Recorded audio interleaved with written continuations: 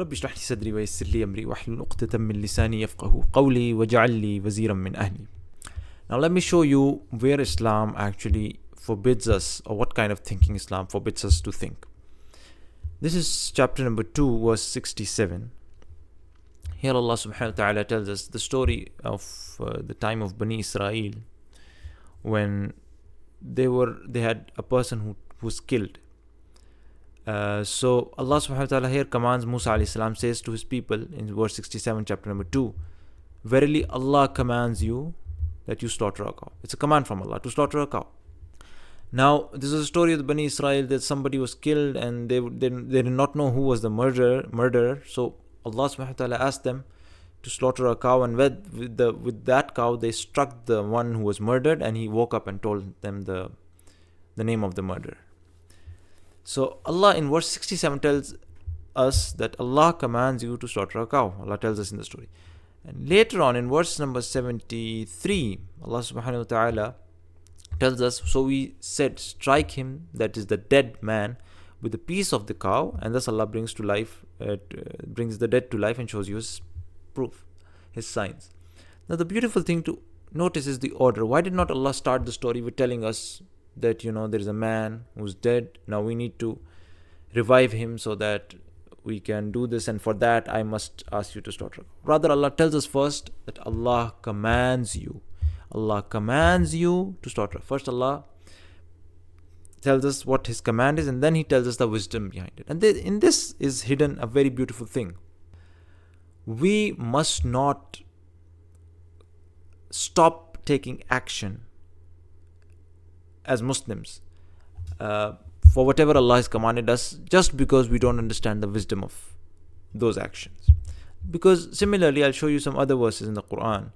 This is chapter 20, verse number 14, which says, Allah is talking to Musa alayhi salam, his prophet Moses, and telling him, worship me, perform salah, prayer, for my remembrance. First, he gives him the instruction to perform prayer, and then gives the wisdom for remembrance. Likewise, chapter 5, verse 90, which says, O you who believe, avoid gambling, alcoholic drinks, etc., etc. Then next verse he tells us the wisdom.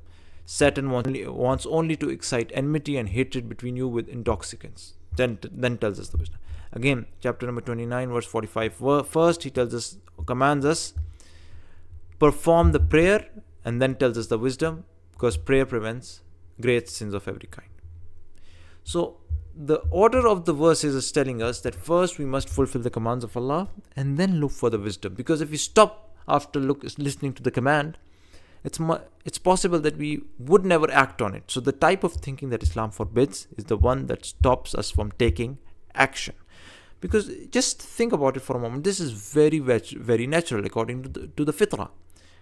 You take admission in any institution, any school, any university, any institution, any army, any job, any company.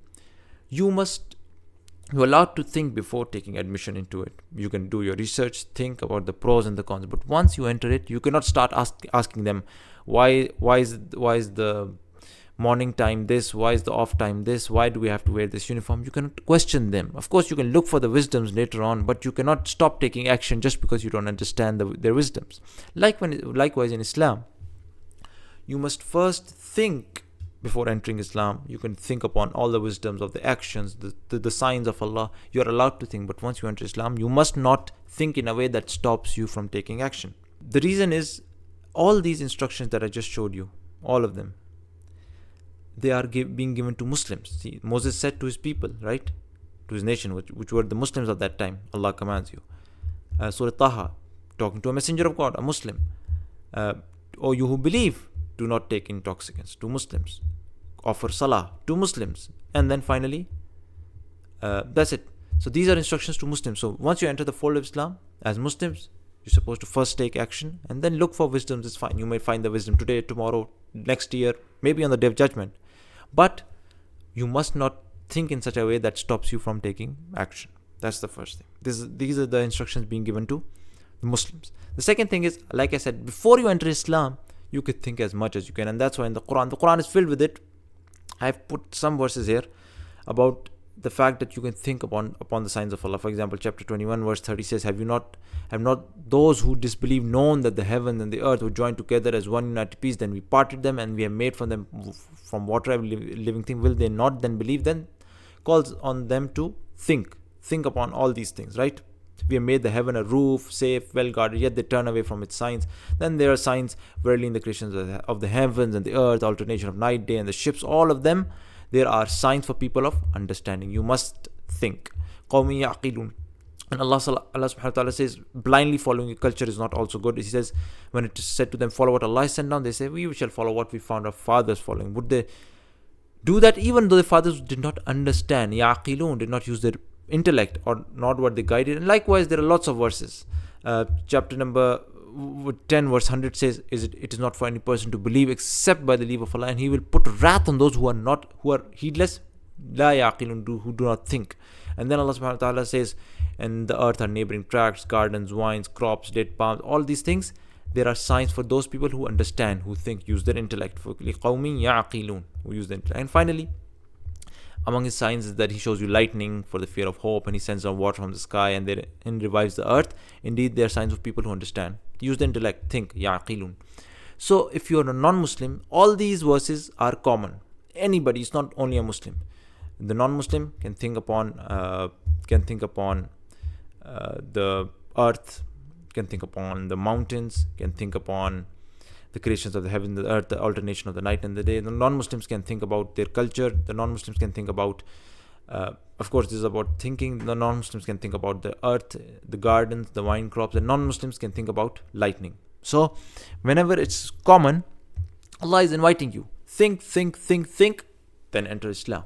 Once you enter Islam, you can only think as much as to find the wisdom, not that thinking that hinders your action. You cannot do that, because likewise, just like I told you, you cannot think in such a way that you stop taking action in any institution. Likewise, Islam is the lifestyle. You have to think and come into it. Then you can think upon it. And once you enter upon it, even then Allah allows you to think in such a way as to increase your faith, the wisdoms behind it. For example, chapter number 2, verse number 260, when Prophet Abraham said, my Lord, show me how you give life to the dead. Allah said, do you not believe? He said, I believe, but to be stronger in faith. So you are not allowed to increase your faith. Likewise, chapter 5 verse 112, when the Hawariyun, the disciples said, oh Jesus, can your Lord send us a table spread with food from heaven? Jesus said, fear Allah if you are indeed believers. They said, we wish to eat thereof, and to satisfy our hearts to be stronger in faith, and to know that you have indeed told us the truth, and that we ourselves be its witnesses. So once you enter the faith, you can only think to increase your faith, not to hinder action, right? And if you're outside Islam, you're open to think as much as you can. All the signs are with you. You can even think upon the wisdoms of the actions of Islam. But once you enter with full, you have entered in such a way that you're fully thought out. So this is the beautiful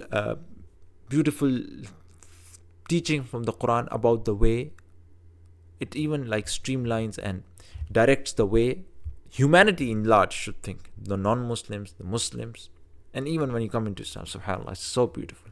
So think in a way that does not hinder your action. So may God give us complete conviction in the Quran and as the word of God, and open up the beauty of the Quran. Subhanakallahumma bihamdika ashhadu an la ilaha illa anta astaghfiruka wa atubu ilayk.